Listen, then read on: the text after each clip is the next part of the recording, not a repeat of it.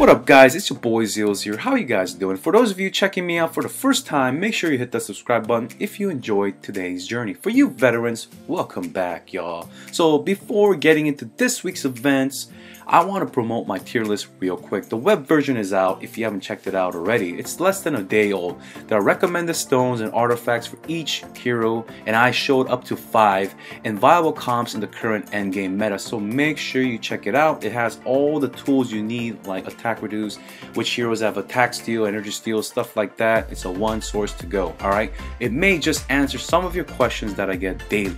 If you were expecting certain heroes like Ormus to be on the list or even, dare to say, near the top, I know guys, come on. It's because you've been out of the loop pretty much. I'm sorry, but that's the truth. I still see so many people not rating tier lists correctly. And this can be said for every single game out there. Lots of people skip the description. They just come in for the loots, man. They just come in for the images and they just bail out. The texts. Read the text, okay? Next to the tiers or the author's notes, disclaimers before you leave a rude comment. Let me read it so people can stop stating strange comments like, Zeals, if I just pluck out and put the heroes on the top of the list, do I win? Cool. For example, I don't feel that in the current endgame meta, Valkyrie or Belry individually belongs in God tier. However, since they have their presence embedded in multiple auras and auraless comps due to their ability to synergize, makes them God tier. When most bring a Valkyrie to counter Valkyrie, it's just going to be brought along for the sake of staying endgame, and so we begin.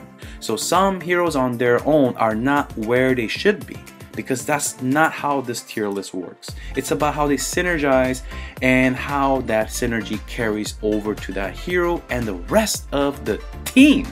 It also accounts for versatility and consistency in getting results in a team of synergy. This is not an individual hero ranking list in a 1 vs 1 environment. Let's get that through our heads, boys. I got a surprise for you guys in the next video, as I'll be answering some of the most frequently asked questions. For example, Kameth, Cthulhu, etc. Again, I get this question all the time. This time I'll show some play-by-plays and explain why I put it there. As for the events, we got the Gem Box and Campaign Collection event. Oh boy. All right, I'll try to stay excited for this. Okay, we got the Canadian Maple Leaf event. I'm not saying the event is Canadian at all. I'm just saying there's maple leaves. I don't know, okay? And like the Magic Stone Sword one, the requirement for the staff Punisher of Immortal is 3,600 leaves, 400 more than Augustus Magic Ball last month. If you're a spender and you don't have the staff, maybe because you skipped the $400+ Jesus Christ Chinese New Year event when it first appeared, or you joined the game after that event, then this staff deserves your attention. As you can see from my extensive web version of the tier list, you can see how many times the staff reappears for the current meta heroes. If it wasn't for Valkyrie meta, double staff would have been more common and popular in an already very crowded exclusive artifact real estate market. Do note that Christmas is around the corner and it'll have an event exclusive artifact as well.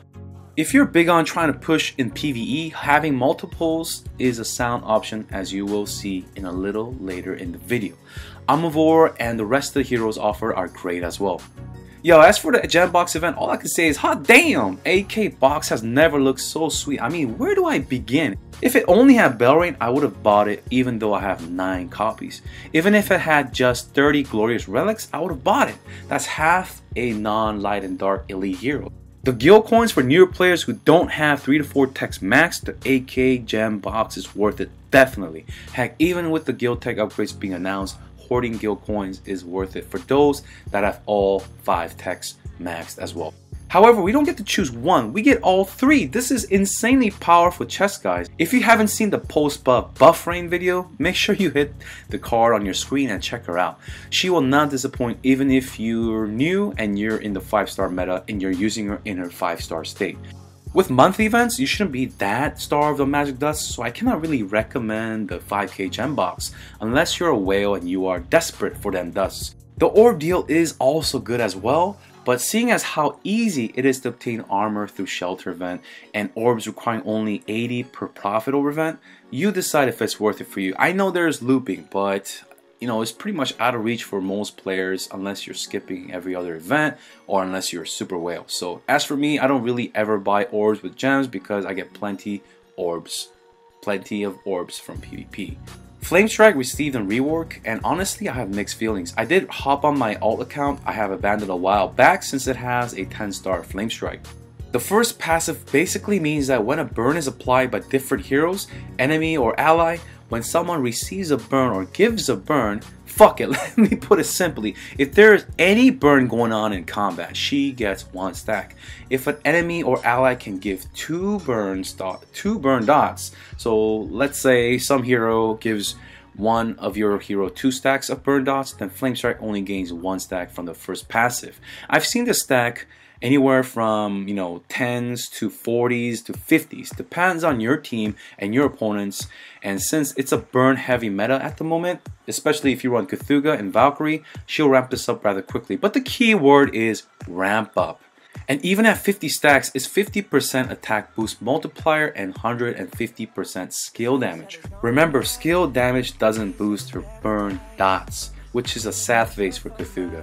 The pre-change Flamestrike active hit all 6 targets for 136% of her attack and burned them for 65% of her attack for 3 rounds and increased crit damage by 30% for 3 rounds. The pro is that it hit all enemies and that it gave her crit damage. Con is that crit damage buff lasted 3 rounds, meaning if you got energy reduced or you got CC'd 1 round, you lose the buff. The new active is 176% of her attack to 4 random enemies, so more burst but to less targets affected. Burns them for 50% of her attack for 6 rounds and CC immunity for 3 rounds. Keyword CC immunity. 3 rounds seems fair since with Magic Stone Sword she can reach 75% CC immunity if she can get her active off. Yeah, that's the big if, right? So unlike the pre-change Flamestrike, she no longer has that special death snowball effect and rather just a burn dot toolkit. Second passive gives her burn effect to all enemies when round ends, meaning 6 stacks of her first passive with each round ending if all opponents are alive. Also, this synergizes with Cthulhu as it gives Cthulhu more burn dots to detonate. Also, Flamestrike's first passive synergizes with Cthulhu taking damage in slot 1, since every time he is hit, he gives 3 random enemies burn and a bleed dot, which in turn give Flamestrike more stacks. Simple terms, they synergize, they work well together. Also, thing to note here is Flamestrike is also now faster than Cthulhu, so even if Cthulhu wipes all the burns off your enemies, the round will end and the opponents will all be blanketed with Flamestrike's second passive burn dot. So they'll have at least 1 burn dot before Flamestrike does her active, since she goes before Cthulhu, right? This is important as Flamestrike gains 50% crit chance for targets with burn dot or dots. However, since crit damage and skill damage doesn't affect her burn dots, her dot damage will solely rely on her attack. Hello, Sia? Anyone? Sia, the idle heroes police? So all this crit damage is for her active skill versus 4 enemies in the end. Overall, this feels like an indirect buff to Cthulhu and a clear synergy between the two to excel. I can see it happening, but it does require some ramp up, so you need to have sustained utility to make sure these two stay alive and up as long as they can, as well as the rest of your teammates. The question must be asked, is it worth slotting these two in the Rainbow Aura over other heroes like Valentino or Sia, who has a tremendous and vital role right now in the attack reduce steal meta? Also, Valentino synergizes with King Barton, and Cruz take up that Abyss side of things in the Rainbow Aura, and Cruz and Sia, the synergy is great. We'll also talk about this and the tier list more, like I said, in the next video. I'm sure people with E3 Cthulhu don't really have an E3 Flamestrike just laying around, so we'll revisit this topic soon. As for the B-roll, the background you are seeing, it's just Skerei, doing scary things. But let's draw a fine line between PvE and PvP for Skerei, because there clearly is one now. which I have talked for months about and shown literally hundreds of fights of why. Okay, if you're late to the news, then you know what, I'll explain it again in the next video. People have asked me to do a PVE tier list, and it's maybe it's a maybe, but it will mostly look something similar to this, you know, keyword similar. Anyways, that's gonna wrap up today's video. We have 3 new patrons, I believe. We have Yufei Gi, as well as Silicor and GamesAddictedita. So thank you so much for supporting me. I really do appreciate it. I'm really eyeing my eyes on my prize. I'm trying to get my mic real soon, so I don't have to, you know, take so much time to record these videos. So thank you so much for your support, guys. Also, thank you, Sergii, for your donation. I really appreciate that as well. Thank you so much once again. If you enjoyed the video and found it helpful, make sure to hit that thumbs up button and subscribe as well. If you want to support me on Patreon, do so. I'll see you guys in the next video. I'm out.